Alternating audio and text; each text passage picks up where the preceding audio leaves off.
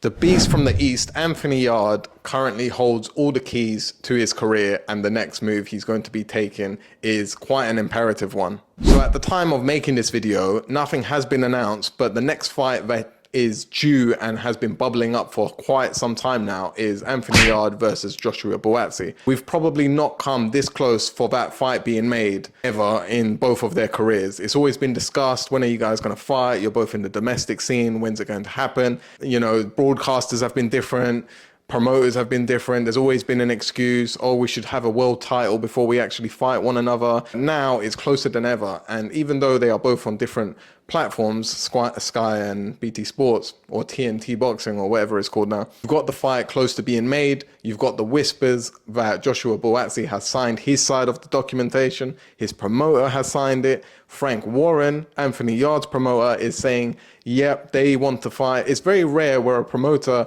openly outs his own fighter, and that's what makes this situation quite awkward, because Anthony Yarde clearly understands that this 5v5 mega card is happening out in Saudi, where you can make big bucks for fighting a lesser opponent, or you can make, again, reasonably good money for fighting a far riskier fighter in Joshua Buatsi. And that's probably what's shaken things right now. That's probably what's delayed the process. It's kind of bad timing.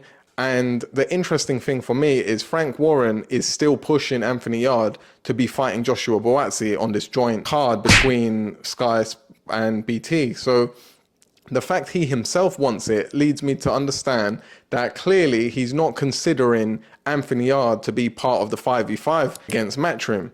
And that's pretty curious to see, because outside of Anthony Yarde, who is not to say would be a sure win against anyone Matchroom has to offer, but given that it would be on the undercard of Bivol and Beterbiev, where any light heavyweight fighting on that undercard could then be pursuing the champion of that fight, why would you not want to throw your main light heavyweight under your stable in that 5v5 contention? So having looked at Queensbury's current promoted light heavyweights, there's literally no one else that Frank Warren has that would be a good fit, unless he's looking to either sign someone last minute to take that position so that he can still have Anthony Yarde fight Joshua Buatsi, or he's going to have one of his super middleweights perhaps go up in weight to fight within the light heavyweight weight contention. But again, that's something that confuses me too, because you want to win this 5v5 no matter what, right? So why would you not put your best effort people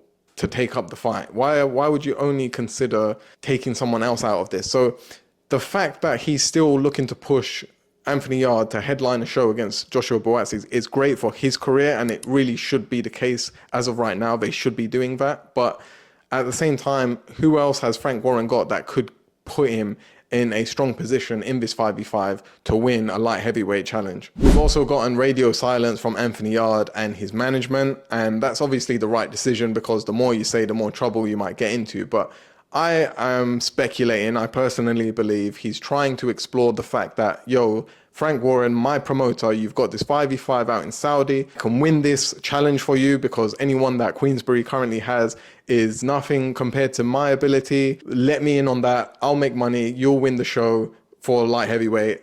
What's the hold up? Whereas Frank Warren is probably pushing him to say, look, I've done a lot for your career. I've probably overpaid you at times, and I've gotten you the best opportunity you will have in current times. Sign the contract. It's again, I just find it interesting that the promoter is telling the fighter to sign the contract for his part of the fight. And again, the promoter is different to the manager, I understand. But for the promoter to be telling the fighter and outing him kind of in interviews, saying it is my side that's holding this from happening, is quite intriguing. So I'm very interested to see what the outcome of this would happen. What would you guys prefer be the outcome? Should Anthony Yarde go ahead and fight Joshua Buatsi? So he would probably make near enough the same money for fighting on the 5v5. Does it make sense to just go ahead and try to push to be on the 5v5 card and then eventually get the Joshua Buatsi fight? Because I imagine that fight's not really going anywhere, and that's how they might see it, especially if it's currently a 50-50 split. In the long run, I do think the better decision would be to try to push to get on the 5v5 card.